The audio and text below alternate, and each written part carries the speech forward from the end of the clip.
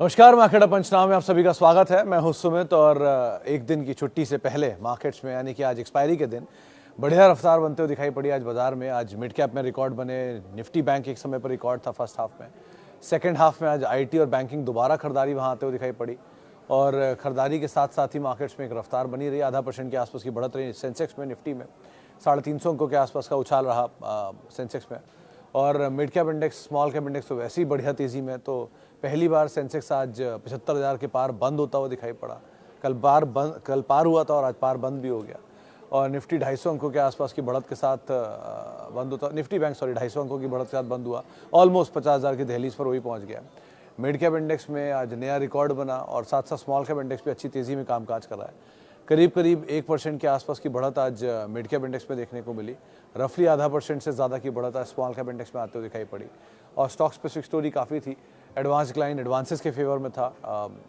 Specific stories की अगर बात की जाए तो आज ज़ोरदार तेज़ी थी केमिकल में। आप F&O में साइड जाएंगे तो टाटा केमिकल, SRF, दीपक फर्टिलाइज़र, दीपक नाइट्राइट, आरती इंडस्ट्री, सब में खरीदारी थी। अगर आप कैश मार्केट में जाना चाहेंगे तो जुबिलेंट इनग्रेवी आज वापस नया 52 वीक्स हाई हिट होता हुआ दिखाई पड़ा। 550 रुपये के करीब पहुंचा, जोरदार तेज़ी वहां देखने को मिली। और बाकी भी जो कैश के शेयर थे, लक्ष्मी ऑर्गेनिक्स एंड ऑल, वहां पर खरीदारी बनते हुए दिखाई पड़ी। पहला पार्ट ये था। दूसरा, आज PSU में बाइंग थी तो पेट्रोनेट, LNG, NMDC, नाल्को, कोल इंडिया, इवन और कंटेनर कॉप, इन सब में एक ज़ोरदार तेज़ी आज के सत्र में बनते हुए दिखाई पड़े। तो यहाँ पर भी एक अच्छी खरीदारी बनी रही। तो पूरा PSU बास्केट तेज़ी में था। लास्ट आवर में ITM बाइंग आई। आप कह लो कि वो आशीष के TCS के लिंक के आसपास जब उसने दिया, उसके बाद तेज़ी देखी और डे हाई के आसपास TCS बंद हुआ। सो अच्छी तेज़ी TCS में बनते हुए दिखाई पड़ी। नंबर्स इनके फ्राइडे की शाम को, तो उससे पहले खरीदारी थी आज। उसके अलावा बैंक्स में HDFC बैंक थोड़ा प्रेशर में ज़रूर था, लेकिन गिव अप तो नहीं कर रहा वो। जिस तरह की उम्मीदें हैं वही 1360 पे आके अटक जाता है, क्योंकि वो मेजर रेजिस्टेंस है। 1560 के आसपास अटक जाता है, वो मेजर रेजिस्टेंस है इनका। लेकिन वापस हायर लेवल से थोड़ा बहुत टूटता है तो बहुत ज़्यादा नहीं, हल्की बहुत बिकवाली आती है। आज रिलायंस पार्टिसिपेट कर रहा था मार्केट्स में खरीदारी में। ऑयल एंड गैस, PSU, जहाँ पर ज़्यादा से ज़्यादा PSU का इन्वॉल्वमेंट है, वो सारे सेक्टर तेज़ी में थे। तो मेटल हुआ, ऑयल एंड गैस हुआ, सब में खरीदारी देखने को मिल रही थी। इसके अलावा FMCG इंडेक्स में आज खरीदारी थी, वहाँ पर भी बढ़त आते हुए दिखाई पड़ी। ITC वगैरह पार्टिसिपेट कर रहे थे उसमें भी। सो ओवरऑल एक अच्छा सेशन, जबकि बाज़ारों में खरीदारी का रुख बना ही हुआ है। स्टॉक स्पेसिफिक चली रही है कहानी। रियल एस्टेट ज़बरदस्त तेज़ी में कामकाज कर रहा है। केमिकल आज अच्छी तेज़ी में आ गया। एविएशन से इंडिगो आज बढ़िया तेज़ी में था, नया रिकॉर्ड बनाया। यूनाइटेड स्पिरिट्स एक बार फिर से 1200 के लेवल अचीव किए, 1200 प्लस गया, नया ऑल टाइम हाई हिट किया। इसके अलावा अच्छी तेज़ी आज अगर कुछ और सेक्टर स्पेसिफिक देखेंगे तो आज वो ब्रोकरेज हाउसेस के नोट्स का इम्पैक्ट था। M6 पे एक नोट आया, M6 में तेज़ी थी। इंडस टावर में खरीदारी थी। वोडाफोन आइडिया के लिए 5 रुपये का टारगेट आया, वहाँ पे सेल रेटिंग थी। इसके अलावा बाकी स्पेसिफिक स्टोरीज़ में जहाँ जहाँ पर वो नोट्स थे, इंडिगो का नोट था, M6 का नोट था, केमिकल पे नोट था, उन सब में ही तेज़ी बनते हुए दिखाई पड़ी रही थी। तो ऐसे ऐसे करके मार्केट रिएक्ट कर रहा है अलग अलग खबरों पे, ट्रिगर पे। अब कल तो बाज़ार बंद है ईद के चलते, लेकिन बाकी फिर शुक्रवार को एक बड़ा इवेंट है, TCS के नंबर्स। उसके बाद फिर, क्योंकि हफ्ते का आखिरी कारोबारी सत्र भी होगा, तो जो भी पोजीशंस हैं उससे पहले उसके अकॉर्डिंगली एडजस्ट होंगी। एंड देन आपके लिए फिर आता है अगला हफ्ता, जब आपको अर्निंग धीरे धीरे फुल थ्रॉटल वे में बढ़ना शुरू हो जाएगी। प्लस आप चुनाव से बहुत दूर नहीं है, तो अब चुनाव की पहले चरण के चुनाव भी जल्दी आने वाले हैं। सो ऐसे बहुत सारे इवेंटफुल मंथ की तरफ या कि सेकंड हाफ की तरफ आप बढ़ रहे हो, तो वो पार्ट को आप ध्यान रखोगे। और मार्केट अपने ऑल टाइम हाई की तरफ जा रहा है, मतलब पे चल ही रहा है ऑलरेडी इन बड़ी इवेंट्स के साथ साथ। तो इसलिए बहुत स्केप्टिकल होके और बहुत स्टॉप लॉस साथ और बहुत ही देख संभल के अपनी आप कॉल्स लेना है, अकॉर्डिंगली यहाँ पर काम करना है। चलिए अब सवाल जवाब का सिलसिला शुरू करते हैं। अच्छा, 2 और बड़े अपडेट्स थे उसमें। आज एक प्रोटीन का ब्लॉक हुआ था सुबह। ब्लॉक के बाद 6-6.5% ऊपर लगातार जो हैंगओवर था प्रोटीन में, वो ब्लॉक को लेकर ही चल रहा था। इसकी वजह से लगातार टूट रहा था वो आज शायद ब्लॉक ओवर हुआ और उसके बाद खरीदारी आते हुए दिखाई पड़ी।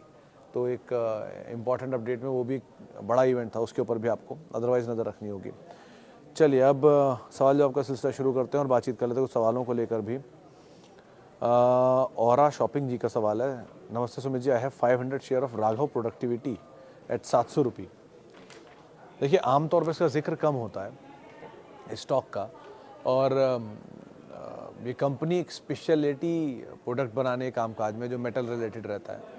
प्लस मतलब जो खुद मैनेजमेंट ने बोला है कि ये सेमीकंडक्टर के जो प्रोडक्ट होते हैं जो जिसमें सेमीकंडक्टर बनता है, उस इंटरमीडिएरी प्रोडक्ट को बनाने में भी ये कंपनी अपना योगदान देती है, जिसके लिए उन्होंने एक जापानी कंपनी से टाइप किया हुआ है और उनके लिए ऑलरेडी कामकाज कर भी रहे हैं लोग थोड़ा थोड़ा कुछ, क्योंकि इनके पास शायद जयपुर में वो रहता ही है, जो बेसिक प्रोडक्ट सिलिका वगैरह चाहिए होता है वो शायद इनके पास रहते हैं माइनिंग में, तो इसीलिए इनको बहुत दिक्कत आती नहीं है। बट वैसे कंपनी का वैल्यूएशन थोड़ा सा महंगा है चलने की वजह से। बड़े ऑल मार्की इन्वेस्टर जितने हैं, चाहे आप रारे एंटरप्राइजेस कह लें, उत्पल शेठ कह लें, जितने बड़े नाम हैं सब इस कंपनी के अंदर ऑलरेडी इन्वेस्टेड हैं। और रिसेंटली मुकुल अग्रवाल को भी 800 रुपये 880 रुपये पे प्री बोनस उन्होंने शेयर अलॉट किए थे। सो 1200 रुपये पे बोनस एडजस्ट हुआ तो करीब करीब 400 साढ़े 400 रुपये मुकुल अग्रवाल को शेयर अलॉट होंगे, आप वो एक्सचेंज में चेक भी कर सकते हो। सो एज ऑफ नाउ तो मतलब बने रहने में हार्म नहीं है। और वैसा भी खरीदारी का दाम मुझे, क्योंकि प्री बोनस लग रहा है 700 रुपये, तो आप बोनस एक बार क्रॉस चेक कर लेना, क्योंकि पोस्ट बोनस तो ये 1200 रुपये 1300 रुपये पे तो बोनस ही आया था, इसमें 1:1 आई थिंक, तो इस शेयर वैसे ही हाफ हो गया वहाँ से। तो एक बार खरीदारी का दाम चेक कर लो, और अगर आपके पास है भी तो आप बने रहो, ऐसा हार्म नहीं है, बट नंबर्स के ऊपर नज़र रखना है इसके गोइंग फॉरवर्ड।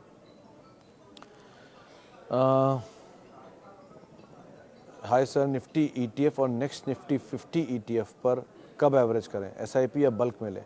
ज़ाला जी देखो, कभी भी ETF हो या निफ्टी नेक्स्ट ETF हो या कोई भी IT ETF हो, बैंक निफ्टी ETF हो, जब आप इस तरह के प्रोडक्ट में उतरते हो तो आपको हमेशा सिर्फ एवरेज ही करना चाहिए, आपका SIP करना चाहिए। मतलब आपको कभी आउटराइटली लॉन्ग जाने की यहाँ पर ज़रूरत नहीं होती अनटिल अनलेस। देखो, लॉन्ग जाने के लिए क्या बना है, अगर आप बाज़ार में बिल्कुल नए उतरे हो मार्केट के अंदर, तो आपके लिए बना है मल्टी एसेट फंड जो होता है। अगर आप उसमें क्या होता है, उसमें आपके पास इक्विटी होगा, आपके पास रीट्स होंगे, गोल्ड होगा, तो ऐसे मल्टीपल एसेट्स होंगे जिसमें 60% हिस्सा इक्विटी में होता है। तो वो म्यूचुअल फंड का तरीका जो है मल्टी एसेट फंड का, उससे आपको मल्टीपल एसेट्स मिल जाते हैं एक ही बार में, वो बल्क में आप ले सकते हो क्योंकि उसमें आपको मल्टीपल एसेट का एक तड़का मिल रहा है। लेकिन जब आप किसी ETF में उतरते हो, किसी फंड में उतरते हो, या कोई निफ्टी का ETF या इंडेक्स में पोजीशन लेते हो अपनी, तो आप फिर SIP वे में ही लो, ज़्यादा बेटर है। आप SIP का क्वांटम बढ़ा छोटा कर सकते हो कि मैं इस बार ज़्यादा बड़ी SIP ले रहा हूँ। अब रही बात एवरेज की, तो एवरेज नहीं होगा, क्योंकि अगर आपने आज मान लो 100 ETF लिए हैं, जब इंडेक्स था 22,000, आज इंडेक्स 23,000 है और महीना पूरा हो गया, तो आपके 100 ETF फिर आ जाएंगे, तो आप इसको घटा के 50 कर सकते हो, ये तेज़ी है। लेकिन यही साइमल्टेनियसली 23,000 का इंडेक्स टूट किया जाता है 22,000, 18,000, 17,000, 19,000 वटेवर नीचे की तरफ, तो आप अपने ETF का जो क्वांटम है वो बढ़ा सकते हो। लेकिन इसमें कोई ये ETF कोई इंडेक्स की ट्रेडिंग नहीं है, इसका रोज़ भाव देखो, या आपको रोज़ के सौदे स्टॉप लॉस और टारगेट रखने इसमें। ये एवरेज चल रहा है, चलता रहेगा, SIP चल रही है, चलती रहेगी, आ रहा है, आता रहेगा। आप इसको 5 साल बाद, 6 साल बाद, 10 साल बाद देखोगे, तब रियलाइज़ करोगे इसका जो ट्रू वैल्यू आप निकाल पाए हो। अभी देखने का कोई लॉजिक नहीं है, रोज़ रोज़ भाव देखने से भाव नहीं बढ़ता, स्ट्रेस बढ़ता है। तो उस चीज़ को आप आधार मान के काम करो। ओके, इस वारी रिन्यूएबल फंडामेंटली गुड कंपनी? जितनी भी तेज़ी जैन साहब, जितनी भी इसमें खबरें हैं, अच्छी चीज़ें हैं, ट्रिगर हैं, वो सब आज के भाव पे डिस्काउंटेड है। एक तरफा तेज़ी दिखाई है स्टॉक ने, और इतनी ज़बरदस्त तेज़ी आ चुकी है, तो उस तेज़ी के बाद हाथ लगाने की हिम्मत नहीं होती। चाहे आप फंडामेंटली इनके प्रॉफिट्स की बात कर लो, वो उतने सपोर्टिव है नहीं, वैल्यूएशन वाइज बहुत महंगा है, तो इसीलिए एक बार को हाथ लगाने में घबराहट है। आपको कहीं फॉल में मिले तो बात अलग है, नंबर इंप्रूव हो जाए तो बात अलग है, लेकिन अभी के लिए तो यही ट्रिगर है कि बहुत महंगा है, तो थोड़ा हाथ संभल के काम करना है इस पर। कल आपने कहा था कि CG पावर कंसोलिडेशन में जाएगा, मुझे 30 शेयर पे 30% प्रॉफिट था, मैंने सेल करके एशियन पेंट और टाटा टेक ले लिया, गुड डिसीजन और not? Sir, Aarti industries view.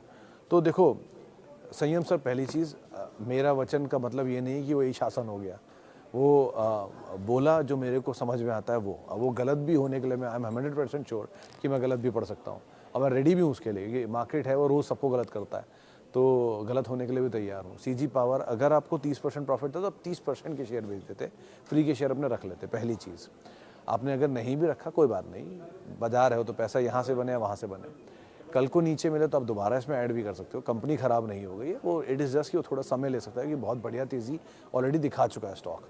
रही बात एशियन पेंट में एंटर करने का, ठीक कॉल है, कोई ख़राबी नहीं है, एशियन पेंट भी ठीक है, टाटा टेक भी ठीक है, but Tata Tech might take a longer duration of time comparatively Asian Paint के, क्योंकि एक क्वार्टर के नंबर अब तक खाली टाटा टेक के आए हैं और लास्ट क्वार्टर के नंबर थोड़े से वीक थे। BMW के साथ टाई अप या बाकी टाई अप का जो इम्पैक्ट है वो धीरे धीरे Q3, Q4 या Q1 अगले फाइनेंशियल ईयर में वो आपको दिखाई पड़ेगा। सो तब तक नंबर इंप्रूव होंगे, तब तक शेयर ऐसे ही शायद डोलता रहे रेंज के अंदर, ऊपर नीचे थोड़ा बहुत जो चला है वो चला है, बाकी रेंज में रहे, उसके बाद एक्चुअल शायद इसमें जूस निकलना शुरू हो। सो इसीलिए अभी के लिए it might take some time, लेकिन डिसीजन दोनों ख़राब नहीं है, ना एशियन पेंट ना टाटा टेक और ना सीजी पावर। सीजी पावर में भी अगर आप रहोगे तो भी कोई ख़राब ही नहीं है, बस थोड़ा चला है इसलिए कंसोलिडेशन में जा सकता है, लेकिन नीचे मिल जाए तो ज़्यादा बेटर है ये स्टॉक। और रही बात आरती इंडस्ट्री की, तो थोड़ा चल चुका है अब आरती। आप पहले के आरती जो 500, 550, 600 रुपये आया था उस समय पर लेना ज़्यादा लॉजिकल था, तो वापस अपने शायद QIP के दाम के आसपास आ गया, या जो रिसेंटली फंड रेस था उसके दाम के आसपास आ गया है, नहीं सॉरी बायबैक का जो दाम था उसके आसपास आ गया है। सो इसीलिए अगर नीचे मिल जाए तो ज़्यादा बेटर डील है। बट केमिकल में आज एक तरफा तेज़ी आई है, इसलिए आपको अच्छा लगने लग जाए ऐसा मत करिए। ऐसा ना हो ना कि एक दिन में आपने ले लिया खूब सारा और फिर वापस नीचे चला गया, तो थोड़ा और कंसोलिडेशन माइट हैपन। लेकिन अदरवाइज़ आरती कंपनी अच्छी है और इसमें अच्छे नामों में SRF है, दीपक है, इनग्रेविया है जो आज चला भी है काफ़ी। अभी तो मतलब इसमें बहुत जूस बाकी है, 850 रुपये के आसपास के हाइस थे, 380 के लो बनाए, वो लगा नहीं पाया, वो बात अलग है 380, लेकिन उसके आसपास तक गया था। सो बेटर अभी भी और इसमें जूस बाकी है। Okay Sumit sir, I have new fresh entry on protein for 6 month and Jio 250 रुपये, बुक प्रॉफिट और वेट क्या, I can wait for 4-6 month. देखो सर, जियो के केस में अच्छा गेन है, at least capital slowly and steadily आप निकालते रहना। वन, फ्री के शेयरों के साथ आप थ्रू आउट लाइफ बने रहो, कोई इशू नहीं है। रही बात प्रोटीन की, हाँ प्रोटीन वैसे ठीक है, आज ब्लॉक में मतलब हैंगओवर था ब्लॉक का, वो आज कुछ हद तक ईज़ हुआ है, जिसकी वजह से वो शेयर 6-7% चला है, लेकिन अदरवाइज़ कंपनी अच्छी है। मतलब वैल्यूएशन थोड़ा सा महंगा है, 40-45 के मल्टीपल पर है स्टॉक, लेकिन जितना नीचे मिल जाए उतना बेटर। और अगर नहीं मिलता तो क्या होता है कि 47-45 पे शेयर का मल्टीपल है अभी, अर्निंग अगर इंप्रूव होती गई विद टाइम और भाव यहीं खड़ा रहा तो अपने आप ही एडजस्ट हो जाएगा PE भी। सो वो पार्ट भी ठीक है, लेकिन आप एक्यूमुलेट करना चाहते हो, थोड़ा थोड़ा एक्यूमुलेट कर सकते हो, इसमें कंपेरेटिवली बेटर है। ओके जी, आगे बढ़ते हैं। और Tata steel, Piramal pharma current price में ले सकते हैं। टाटा स्टील में सागर साहब ये चला है, कल ही किसी ने बोला था, इसमें बाय कॉल दिया था, आज ही दिया था 210 रुपये के टारगेट के लिए। नीरज जी के शो में एक गेस्ट आए थे, उन्होंने इसमें खरीदारी की राय दी थी 210-220 के टारगेट्स के लिए लॉन्ग साइड पे जाने की राय है, क्योंकि ये शेयर 52 वीक्स हाई बना रहा है। सो मोमेंटम तो रहेगा, कंपनी अच्छी है वैसे भी, ऑब्वियसली देश की लार्जेस्ट प्राइवेट स्टील कंपनी है, थोड़ा मोमेंटम रहेगा। बट इस चीज़ के लिए भी तैयार रहना कि ये नीचे मिले तो आप ऐड करने की कैपेसिटी में रहो। आउटराइटली सिर्फ इसलिए कि ये चला जा रहा है इसलिए लेना है, ऐसा मत सोच लेना। नीचे मिल जाए तो और अच्छी एडिशन की कैपेसिटी रखना अपने पास। एंड लाइकवाइज पिरामल फार्मा से बेटर टाटा स्टील है, तो पहले उस पर फोकस करो आप। मान्यवर में सैनी साहब, आज ही किसी की एक वो आई थी रिपोर्ट, मेरे ख्याल से जेफरीज था या किसी का एक नोट आया है, उन्होंने 1100 के आसपास से टारगेट दिए हैं। वो कल मतलब आज सुबह किसी उस पर ग्रुप में था, मैंने देखा था, लेकिन मैं उसको पढ़ नहीं पाया कि उसमें नोट में बोल क्या रहे हैं, लेकिन बाय साइड की कॉल थी जेफरीज की या किसी ब्रोकर की, और उन्होंने 1100, 1050 के ऐसे के टारगेट दिए हुए हैं। सो एज ऑफ नाउ तो होल्ड करो, क्योंकि अब वो कंसोलिडेट कर रहा है, बहुत समय से नीचे तो नहीं जा रहा, एटलीस्ट स्टेबल हो गया है। So wait and watch is the better option. और इस क्वार्टर का नंबर देखना है, क्योंकि Q4 में मेरे ख्याल से Q3 के नंबर्स का पूरा इम्पैक्ट आना चाहिए। सो लेट्स सी कहाँ तक नंबर जाता है, बट अभी के लिए तो एटलीस्ट आप बने रहो, ज़्यादा बेटर है। Container Corporation and NLC purchase के लिए कैसा है government PSU at right valuation, is it correct और नॉट? जैन साहब, कंटेनर कॉप तो है, आज ही चला भी 6% के आसपास। एक ब्रोकरेज का नोट था 1100 या 1050 के टारगेट्स के लिए। आज 2-3 लोगों से मैंने पूछा भी था मार्केट आवर में, तो उन्होंने भी ये बात बोली कि 1100, 1150 के टारगेट आ सकते हैं। वैसे भी इसमें एक बड़ी स्टोरी जो अनफोल्ड होनी है वो लैंड पार्सल के डीमर्जर को लेकर होनी है, क्योंकि लैंड एसेट डीमर्ज हो रहा है और कंटेनर कॉप के पास बहुत बढ़िया लैंड एसेट है डीमर्ज होने के लिए। सो अच्छी स्टोरी अनफोल्ड हो सकती है, तो कंटेनर कॉप तो is a very good buy in fact. और NLC भी कंपनी अच्छी है, बस थोड़ा चला है NLC ज़्यादा कंपेरेटिवली कंटेनर कॉप के, तो इस पार्ट को आप अगर डाइजेस्ट कर पा रहे हैं तो ठीक है, लेकिन Concor is a better bet comparatively. Add Snowman, Happiest Mind, Zomato. तो सिंह साहब, स्नोमैन अगेन 55 एंड 59 दो स्टॉप लॉस आपके रहेंगे। ये वो दो बॉटम के लेवल है जहाँ पे प्रमोटर की सबसे पहली बाइंग थी। ₹54 आपके लिए एक पहला स्टॉप लॉस है, 55 पे पहली बाइंग थी और ₹60 दूसरा स्टॉप लॉस, क्योंकि ₹60 पे मतलब पहला 60 और दूसरा और 59 और 54, क्योंकि 60 पे प्रमोटर की एक बड़ी चंक थी बाय की और 55 पे सबसे पहली बाइंग थी। तो ये दो आपके लिए लेवल हैं और उनके ₹1-1 नीचे 59 और 54 आपके स्टॉप लॉसेस रहेंगे। रिसेंटली 73 पे प्रमोटर की बाइंग है, इसलिए 73 के लेवल शायद तोड़ भी नहीं रहा है, हर बार 73 के आसपास आके वापस ऊपर जा रहा है। आज भी 72-73 की रेंज में आया था, लेकिन वहीं पे ही कहीं क्लोज हुआ है। So it is a good bet. Otherwise happiest mind case में consolidation might take a longer duration of time, क्योंकि ये धीरे धीरे शेयर नीचे आ रहा है, अपने QIP प्राइस से ज़्यादा गैप बढ़ा रहा है और साइमल्टेनियसली अर्निंग बढ़ रही है। तो अगर इस क्वार्टर की अर्निंग बढ़कर आ गई तो शायद बाजार रिवर्स रिएक्ट कर सकता है इसके ऊपर, तो उस लिहाज से आप इसको देख सकते हो। जोमेटो ऑलरेडी बहुत चला हुआ है, इसलिए मैं उस पर वैसे भी रिप्लाई नहीं करूँगा। ओके जी, आगे बढ़ते हैं सर। मेरे पास IRCTC के 200 शेयर हैं ₹62 से। ₹62 से IRCTC ₹62 कब आया था? एनीवेज, और एफएल इंडिया के 100 शेयर हैं ₹149 से। दोनों स्टॉक IPO से होल्ड कर रहे हैं। ओके, ये प्राइस स्प्लिट होने के बाद है। दोनों स्टॉक के अगले 2 साल के लिए व्यू कुछ नहीं, चिराग सर होल्ड करो, सिंपल, कुछ मत करो, होल्ड करो। IPO के मिले हुए शेयर हैं, इतनी ऊपर आ चुके हैं, कॉस्ट आपकी 0 है ऑलमोस्ट, आप होल्ड करो बस। यहाँ से अगर ये मान के चलो कि 10% की भी सालाना ग्रोथ होती है, मान लेते हैं मोटा मोटा, एफएल में भी और IRCTC में भी ₹1000 का शेयर 1100 और 1100 का शेयर करीब करीब 1250 के आसपास बैठता है। तो मोटा मोटा तो ₹1250 पे भी अगर खड़ा है तो भी अभी कॉस्ट से अच्छा खासा गेन आपको तब भी दे रहा है। तो एज ऑफ नाउ मिनिमम 10% की तेज़ी अगर मान के चलूँ तो भी आपके केस में ज़्यादा बेटर डील है। और एफएल तो ऑलरेडी ऊपर से बहुत नीचे भी आ चुका है, तो यहाँ तो फिर भी मार्जिन ऑफ सेफ्टी ज़्यादा है। सो एज ऑफ नाउ दोनों बने रहो, कोई खास रिस्क नहीं है आपके लिए। BLS इंटरनेशनल अवॉइड करिए सर ज़्यादा। वैसे नहीं, BLS तो वो वाला है, वीज़ा प्रोसेसिंग वाला ना। नहीं नहीं नहीं नहीं, ये आप चला बहुत है, इसलिए थोड़ा देख संभल के कॉल लेना। कंपनी वैसे ठीक है, BLS ई सर्विसेज और BLS इंटरनेशनल दोनों ही बहुत चले हैं। IPO से वो चल गया ई सर्विसेज, और ये भी मैनेजमेंट भी दिल्ली बेस्ड मैनेजमेंट, अभी मिला भी था मैं उनसे कुछ दिन पहले। बट बेटर इज़ की प्रोसेसिंग अच्छी है, बोल रहे टूरिज्म में अच्छा डील आ रहा है, काफ़ी उनको वॉल्यूम आ रहा है। सो होल्ड करने में फ्लॉ नहीं है, लेकिन नया खरीद रहे तो नीचे लेना ज़्यादा बेटर है, चला बहुत ज़्यादा है। एंड 5 स्टार से बेटर तो आवास फाइनेंशियल, उसको आप एक बार वो पिक कर सकते हो। PNB 500 तक जाएगा क्या सर जी? अभिषेक जी कुछ ज़्यादा ही ऑप्टिमिस्टिक नहीं आप? 500 जाएगा तो अब, लेकिन कितना समय नहीं पता। मान लो आप ये 20 साल का तो हाँ शायद 20 साल में चला जाए, या 10 साल का तो शायद 10 साल में चला जाए। पिछले 10 साल में तो PNB का रिटर्न आया है -9%, पिछले 10 साल में, ये बता दूं आपको मैं, क्योंकि ये मुझे इसलिए याद है कि एक लिस्ट मैंने भी बनाई थी 10 साल में शेयर चले नहीं, उनमें PNB का नाम आता है। तो इकलौता PSU बैंक जिसके रिटर्न, लार्ज PSU बैंक जिसके रिटर्न इतने ख़राब हैं। सो पिछले 10 साल में तो ये नहीं चला, अगले 10 साल में शायद चल भी जाए, लेकिन इतना ऑप्टिमिस्टिक होना ठीक नहीं है। रियलिस्टिक रही है बाज़ार में, थोड़ी थोड़ी तेज़ी मिलती है और अर्निंग ग्रोथ आती जाती है, तो अर्निंग ग्रोथ को आप फॉलो अप करके इसका प्राइस जज कर सकते हैं। अभी के लिए सिर्फ आउटराइटली PNB चला जा रहा है तो आपको अच्छा लग रहा है और आपको लग रहा है ये 500 हो जाएगा, 400 हो जाएगा, होने को तो कुछ भी हो सकता है, लेकिन थोड़ा थोड़ा कैरी करना है स्टॉप लॉस को, वो ज़्यादा बेटर है। एटलीस्ट ट्रेल करो स्टॉप लॉस को, अगर ट्रिगर हो जाए तो बात अलग है। ओके जी, सुमित सर राम राम शर्मा साहब, मैंने आज बाय किया है महिंद्रा हॉलीडेज़ है and resort share ₹400 for next generation के लिए। अभी मैं अनमैरिड हूँ, 25 साल के लिए होल्ड करना चाहता हूँ। शर्मा साहब, अगर आप अनमैरिड हो और आप अगली जनरेशन के लिए शेयर लेना चाह रहे हो, तो मतलब मेरा पर्सनल सजेशन, आप पहली प्रेफरेंस हमेशा उनको देना जो they are the best in their business. मतलब महिंद्रा के बारे में तो मैं बाद में बात करूंगा, लेकिन they are the best in their business, like TCS, like Infosys, like Tech Mahindra और M&M और मारुति और बजाज ऑटो और एशियन पेंट्स और पीडीलाइट, इस तरह के नाम। क्यों इसको बोलने की वजह क्यों है? क्योंकि ये तरह के शेयर ना, इनकी एग्जिस्टेंस पे आप सवाल नहीं उठा सकते अगले 20 साल के लिए, अगले 30 साल के लिए। आप 25 साल के, मैं उम्मीद करता हूँ आप 100-125 साल और जियोगे अभी यहाँ से। तो अगर इतना जीते हो आप, तो 100 साल तक TCS की एग्जिस्टेंस, अगर देश की एग्जिस्टेंस है तो उसकी भी रहेगी, क्योंकि ये शेप चेंज हो सकता है कि ये कुछ और बन जाए, कोई बड़ी आकार की, छोटे आकार की, बड़े विकार की, छोटे विकार की, कुछ भी बन जाए, लेकिन एग्जिस्टेंस रहेगी।